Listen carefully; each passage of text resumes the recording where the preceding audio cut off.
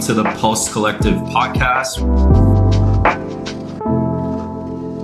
Hello, everybody, and welcome to today's episode of the PCP, otherwise known as the Pulse Collective podcast.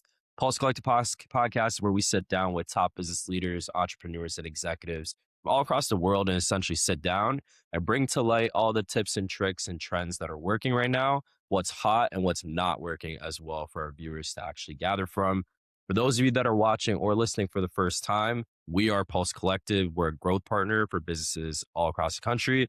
We help you multiply your revenue and also unlock your potential through AI-powered systems. So if you've gone with the old school ways of trying to scale your business and take it to the next level, but things have not really been working and you're looking for ways to attract more clients, boost retention, and elevate your overall customer experience, you're here in the right place. Drop us a message down below and we'll get somebody from our team to reach out, see if it's a fit for us to potentially work together. Now, with all that out of the way, I'm very, very excited because today I'm actually joined by Herb Lipsman, who is the co-founder of Sozo Clubs.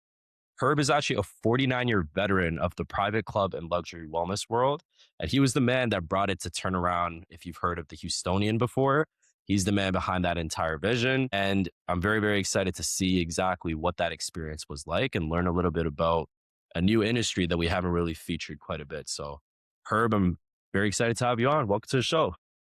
Hey, thanks for having me. Well, let's start at the beginning. I would love for you to introduce yourself, but you want to do a quick intro of just who you are, your background a little bit, and how did you also find your way into the club world from the beginning? So I was a collegiate tennis player and I had to leave school for what I thought was going to be about a year to pursue making money so I could go back and finish school. And I made so much money as a 19-year-old tennis pro that I didn't go back to school. And so I ended up pursuing a club management career. I fell into my first manager job. The owners fired the club manager and they came to me one day and said, Herb, the members seem to like you. Why don't you be the manager?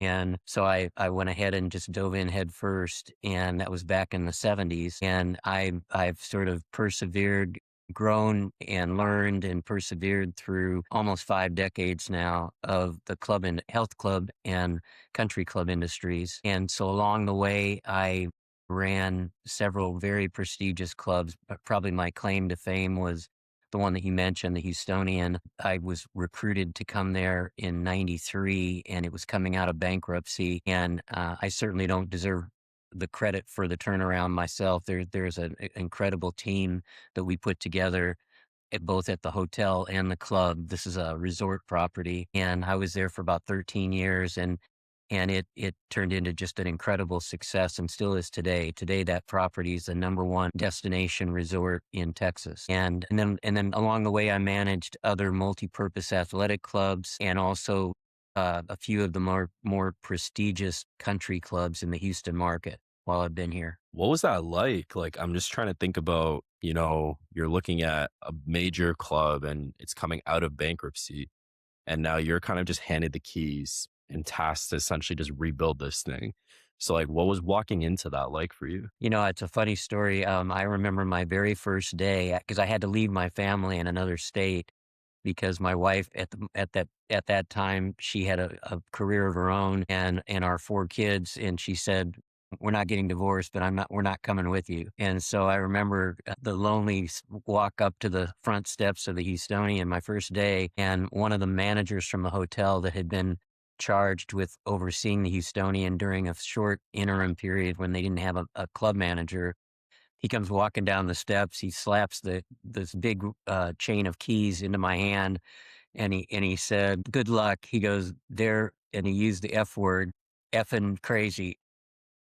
And and his message was that the members were making him crazy because he just had never, as a hospitality professional, he had never dealt with members before, which is a very different animal because members are at the club multiple times a week. They don't just come and go, every several months or whatever. And the quick backstory on that is that the facilities had suffered for several years of deferred maintenance. So both the club and the hotel were in just a disastrous condition. I mean, ceiling tiles that were stained with rust stains from water, walls that were cut open because plumbing leaked, equipment that was antiquated. Just everywhere you went, there was something wrong with the room. And yet the club was actually still had a very strong membership base, about 3,000 members. And they were charging what was then probably the most expensive initiation fees in the industry for a health club with no golf. That property was getting $3,000 for a base membership and $8,500 for a premium membership at this club that was just in horrible condition. And so my job was to go in and not screw that up, while at the same time turning around, upgrading the facilities, and turning around what was even worse was the culture of the property. And so my colleagues from the I don't hotel, mean to I don't mean to cut you off, but that's actually what I wanted to ask you about very specific. So I think this will be the perfect transition. Is okay, when we were actually digging into what you guys were doing, you have it was almost over 100 million in renovations that was kind of like done to the club at the time, and it became the number one spot. But when you look back, we wanted to ask you, like, what would you kind of accredit that to? Was it the renovations of the facility itself, or was it the cultural turnaround that you would accredit all that well, success? and those renovations happened over many years, so it didn't just happen all at once. We started chipping away at it. One of the things that the hotel GM and myself did was we created with our architect a long-term master plan for, if we had all the money in the world, what would we want this place to look like and feel like. And so, with guidance from architectural design professionals, we were able to map out how we wanted, the hotel guest rooms to look, and the hotel lobby to look, and the conference center, and on the club side, how we wanted the fitness areas to look and feel, and the group exercise studios, and the locker rooms, and so forth. But on the culture side, it was a very slow process of, we implemented what was called the 7 Habits of Highly Effective People leadership programs from Franklin Covey, which are still available today. My And this favorite is back books. in the early 90s. This is back in the early 90s. And the first thing that we did was, about 4 of us went and spent a week at Covey's headquarters out in Utah.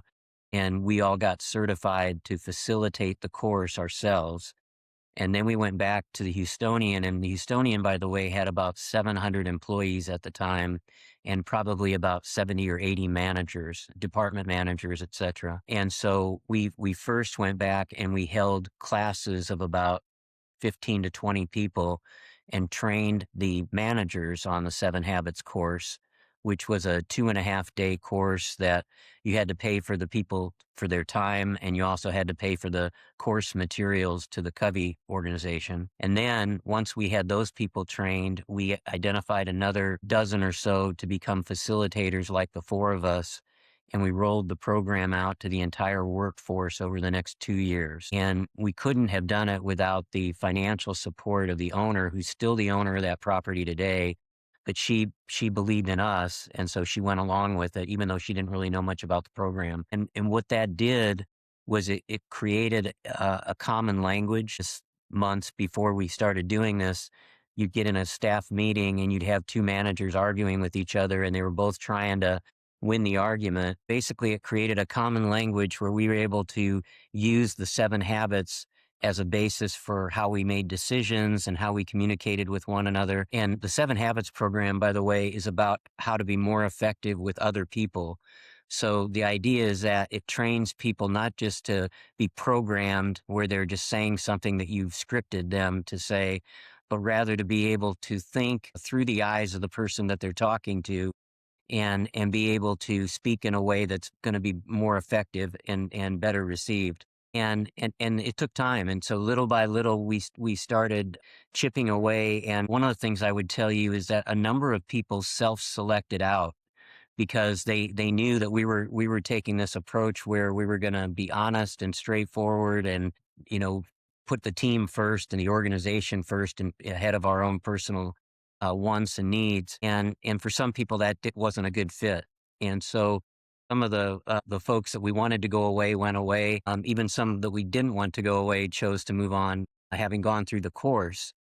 But what that 7 Habits course does for an individual is it gets them to be very self-reflective, and they start to see, they start to look at themselves first, and how am I treating other people, and how am I being viewed by my peers and my coworkers and so forth. And little by little, it turned. And we used to have people say to us, I don't know what you're putting in the Kool-Aid there, but those people, everybody that we run into at that property is kind and caring and helpful. And we wish we could bottle it, and all it was that, taking that approach that we wanted everybody to be themselves, but also be kind and caring and helpful. And this was our way of doing it. That's awesome. That's awesome. And I think a lot of people will, even if you're in a different space of business, but just essentially the importance of upskilling internally and just training your team, because ultimately that's your biggest asset. Those are, like you were mentioning, like you're building a club, which your staff is going to be face to face with members almost multiple times a week. And the biggest problem with you prior to you actually entering was the previous people saying that the members were the biggest headache. So a lot of businesses have the same thing with upskilling their employees, upskilling their staff, and not just upskilling them to do the job, but also just self-development as well as people. That's a big part, because ultimately anybody can do a job if you give them like exact instructions on how to do it, but we're all different personalities. So bleeding that all together, there's an art to that.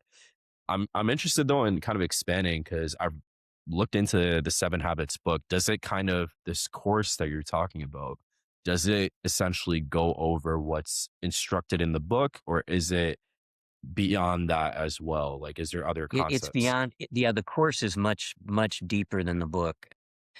Part of it is because they do such a great job with video training, and then of course, now I don't know because I haven't actually looked at their current course materials, but back in the days when we were using it, Stephen Covey himself was on most of the videos, so he was the one who was providing the stories and the messaging to support the concepts. And so, gosh, one of my favorites that I remember was they did one on put first things first, which, if I'm not mistaken, was habit 3. And put first things first, he does a video. You may have even seen a variation of this over the years, where he brings a woman up on stage and he's got 2 empty jars, and he pours all of these little green pebbles into one of the jars and fills it up to the top. And then he puts these big rocks, kind of much larger, in the other jar and fills it up. And on each one of those rocks represents some part of your life. So it could be your family, it could be your job, it could be your kids, it could be your me time, things like that. And he said to the woman, he goes, your job is to get the big boulders into the other jar without having it go over the top. So so she starts trying to cram these, she picks out the ones that matter to her most. He goes, pick the things that matter to you most and then get them in the other jar. And so initially it's not that hard because there's a little bit of room. So she takes one boulder, one piece, and she puts it in. And all after about 3 or 4, now she's having to cram them in and they don't fit. And at the end of the story is it's analogous to how our lives are. And the little green pebbles represent all the minutia stuff that we spend all our time on, emails and phone calls and interruptions and watching junk TV and all that kind of stuff. Nowadays, looking at our cell phones for stuff that doesn't matter. And the big rocks, which he calls big rocks, are the things that matter. So he said, I want you to take a whole new approach. He goes, I want you to put the big rocks in first, and then fill in all the empty space with the little rocks. And so she does. She puts all the big rocks in the jar, then she pours the green pebbles in and shakes the jar until it fills up. And eventually she gets all of that into one jar. And so Covey does this throughout the course, where he does these illustrations that really get the message to hit home. And so then from then on at our property, you'd hear people talking about, well, I can't spend time on that because it's not one of my big rocks. That's awesome. I've got to go to my kid's game this afternoon. I can't be sitting in another meeting that doesn't have anything to do with me. Or I'll get that report to you tomorrow, but I can't do it today because I've got to meet with one of my staff who's got some personal problems going on. It's Right. things like that. And so it really, really changed the culture of the organization. That's awesome. That's awesome. It's actually amazing. When you're actually looking at your overall club as well, and I think one thing that really sets what you're doing apart at Sozo is kind of what we spoke about, but I want you to bring it to life for the audience as well, is put yourself in the position of a Sozo member, somebody who is going to be walking into the club. What happens the first time that someone becomes a member, their profile once they arrive, how are they introduced, and kind of like paint that image up against a traditional gym or a regular lifestyle club that people are used to. Paint the difference between the two for the audience if you can.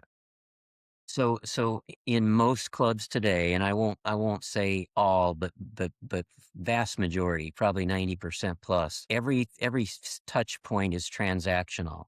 So you go to the front desk, you use your phone or your tag, and you scan it, and they check you in. And the club that I belong to, I will tell you, and I go 3 or 4 times a week, they they don't even look up. I mean, there's 2 or 3 people at the front desk, and they're looking at their computer screen, or they're talking amongst each other, and they just hold the gun up and scan my phone, my QR code, and they let me pass. And I so again, I'm that's a touch point that there could be some sort of an engagement, but there's not. And then you go in the locker room, and you run into somebody who's cleaning the locker room, and they're busy doing their thing, and maybe even have headphones on or earbuds, and so they're not paying attention to the people. And then you go to the workout area, and there's trainers out there, and more times than not, and including many of the clubs I managed, the trainers, they're human, and they tend to they know each other better than they know the members. So then they sort of, they're like little beehives, and they huddle together and hang out, and they're talking amongst themselves and just oblivious to all the other people that are in the room, unless you're paying for services. And then you might go to one of the racket sports events, or you might go to a social event or whatever, and it's just there's very little facilitated interaction between members by the staff. So the staff is kind of, they might create the program, or they might create the event, but they leave it to the members to mix among themselves. And certainly there's a percentage of people that are very extroverted and kind of outgoing, and we just go make friends. But the lion's share of folks don't. And they kind of it's like back in the high school dance, where the boys stand on one side and the girls stand on the other side. And so the difference with what we're going to try to do is we're going to get to know each member's personal story. So when you come in for your first visit, one of our staff will sit down with you, and they'll ask you where you grew up, where you went to school, what you do for a living. Tell us about your family. Tell us about your hobbies and your interests. Maybe any highlights of your health history. And then with your permission, we're going to enter all that into your profile. And then from then on, every time you show up, our staff will know that Shahrukh is in the building, and they'll be able to click on your profile, and they'll be able to engage with you about your favorite sports team, or about the knee surgery that you have coming up, or about your daughter's graduation. And so there'll be meaningful conversations going on throughout the club between our staff and you the whole time. And then in addition to that, we're creating a software that will be member matching. And so we'll know when Sharukh's in the club, our staff will be able to see 3 or 4 other people that are in the club that have at least 2 or 3 things in common with Shahrukh. And they can say, "Hey, would you like to meet Herb? He's over there working out, and he grew up in the same hometown, and he just had knee surgery. You ought to ask him about it." And some days you might say, "I'm too busy, and I can't do it today." Or other times you might say, "Sure, I'd love to meet him." And next thing you know, you've got a new friend. And so we're going to really intentionally and purposefully be facilitating introductions between members throughout the club every day, every hour that we're open. That's amazing. I'm curious about this software that you guys have. Like, so for members that are first getting onboarded to the club, you have this sit down meeting where they really learn a lot about your lifestyle and kind of like you personally. But of course, over time, things continue to change and evolve with everyone. So how do you Yeah. continue to stay up to date with some of the most recent things that are happening? Do you have more recent check-ins as Yeah. well? Yeah, so part of the system will be that the staff is required to enter information into that person's profile as they come in contact with them. So maybe Shahrukh got introduced to Herb today. So the minute that you part ways with that staff person who introduced you, they're talking to their phone and they're saying, "Hey, I just introduced Shahrukh to Herb Lipsman," and they'll have the system will have all of Herb's information in there too, and so all of a sudden there's a connection made in our system between those two people.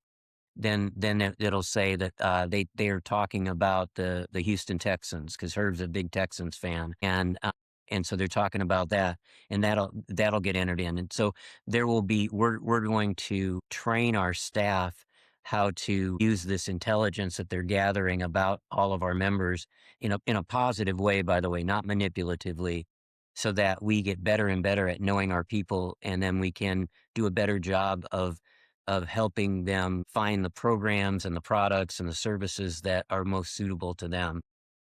And when you do things like when you buy a service, maybe you sign up for personal training, that goes into your profile. And when maybe you buy a Houston Texans jersey in the pro shop, and that goes into and so we're going to have a learning loop that we're just going to get smarter and smarter about our members. And again, I really want to emphasize, first of all, the members will control what's in their profile. So you'll be able to go in anytime and shut off what people can see if you don't want them to know that. If some people are really, really paranoid about stuff like that, and they don't want everybody to know everything about them, and they'll be able to control what people know about them from their own profile. But in most cases, people are going to talk about the things that are important to them. I've got a kid graduating this year. My wife's going to have a new baby next month. My mom's dying of cancer. Whatever's going on, and people like to talk about those things amongst their friends, and so we're going to capture as much of that as we can, and then we're going to have that help our staff continue to make introductions so that your little community in the club just grows. That's incredible. That's something that personally I've never heard of. I definitely can relate to the lifestyle clubs. I'm based out of here in Toronto, and we have a bunch of lifestyle clubs here for the most part.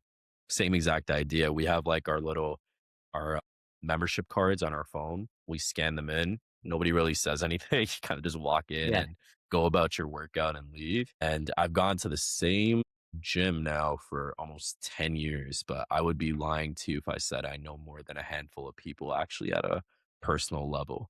So Yep. this is pretty cool to know And that that exists. I Yeah, think go a ahead. lot of I think a lot of club companies don't even try because they think, well, if I have thousands of members in the club, which many clubs do, how can Shahrukh, who's working the front desk, know all those thousands of members?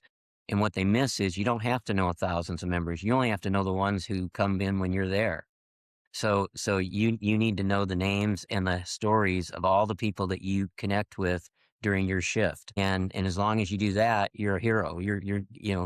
I can tell you after almost 50 years of managing clubs, and I had thousands of employees, and I can name a dozen of my best employees, not because they were the highest level manager or the smartest or the most accomplished, but because they had the most influence over the most members.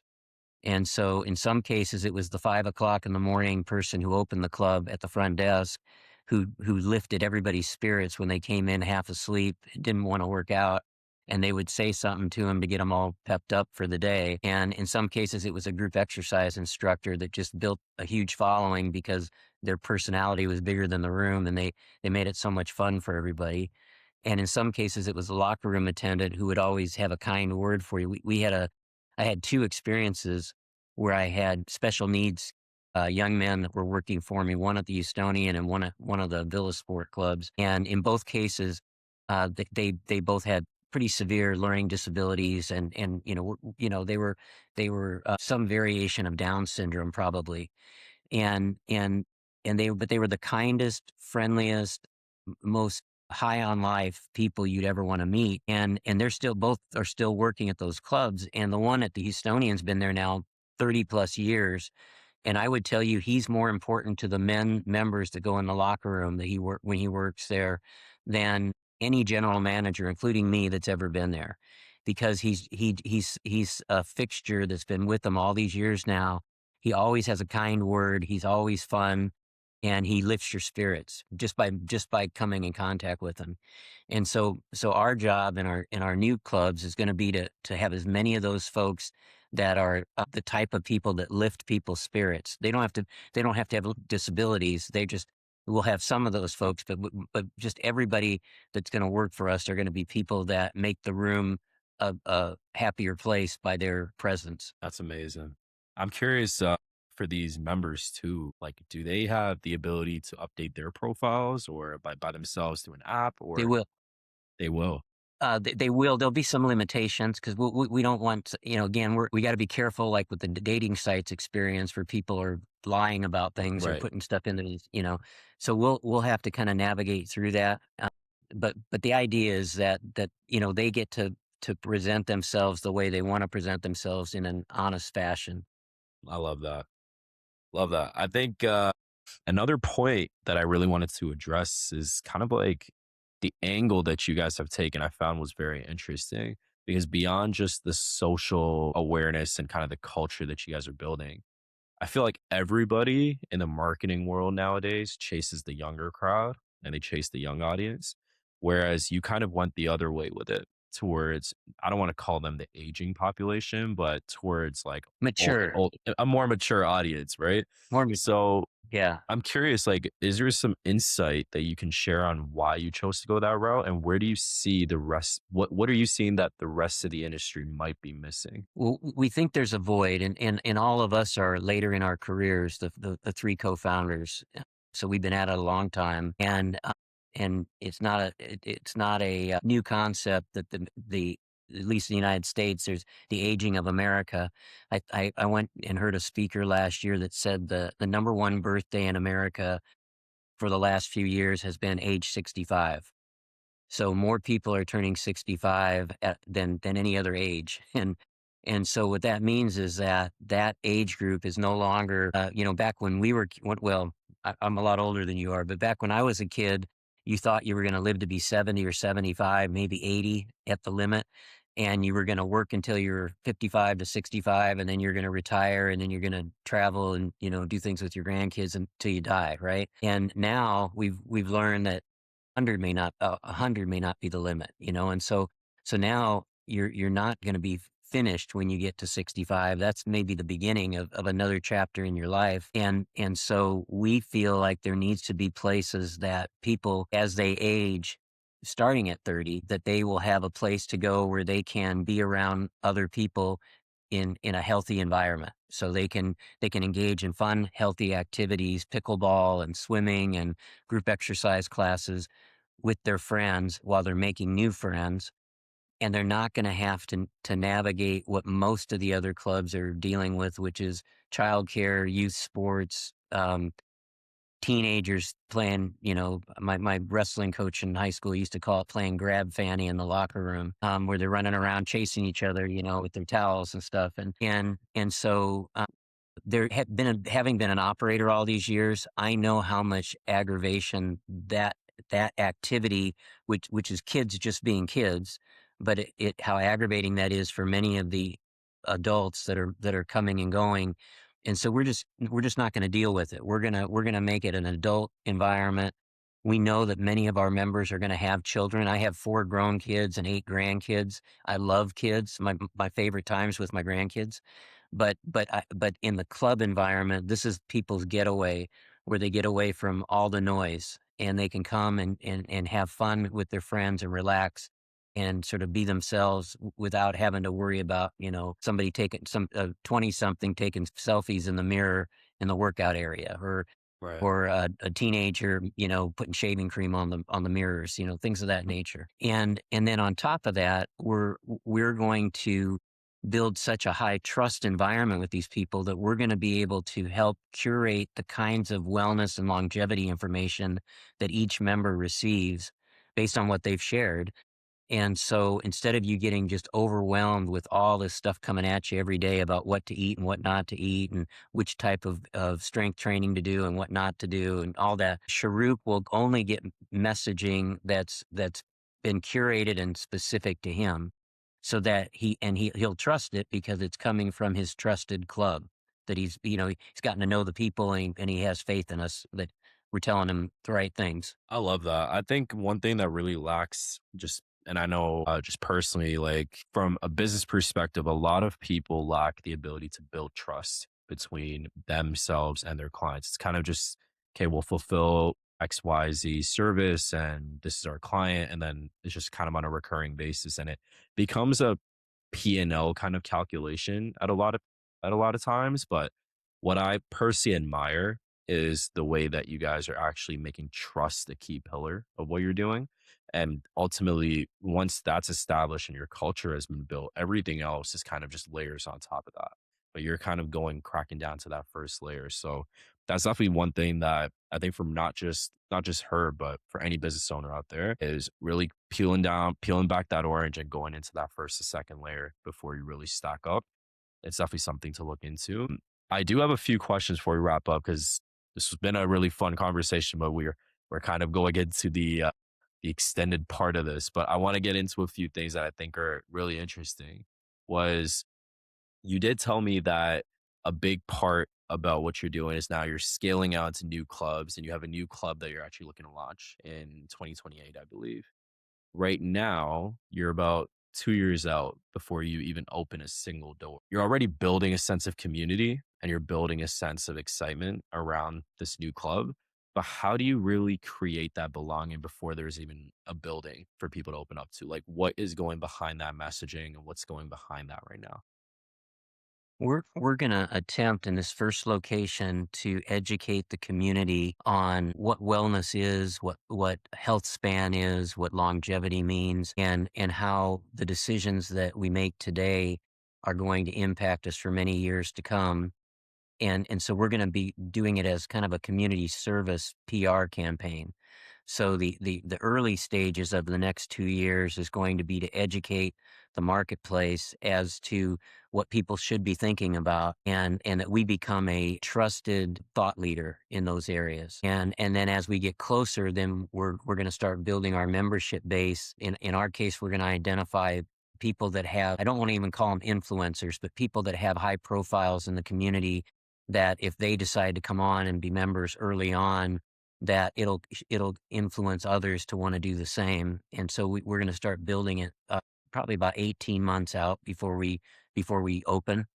And then we'll just keep building off of that, and we're going to keep adding more stories, and there'll be so much to tell. I mean, the stories of the people that we hire, all of them are going to have a story behind them, and the stories of the images and the stories of the construction as the buildings are going up, the facilities are being installed, the stories about late breaking news in the health span and longevity world. Everybody's super interested in that today, and it's only going to increase as people age. And so we're just going to become a trusted advisor, and so that when the time comes where we really want to start aggressively marketing membership sales, people are going to, they're going to trust us, and they're going to look to us. Especially now that you already have an understanding of who you're targeting. For example, people that are in their 30s or older, certain demographics, potentially certain income levels, or whatever the case may be.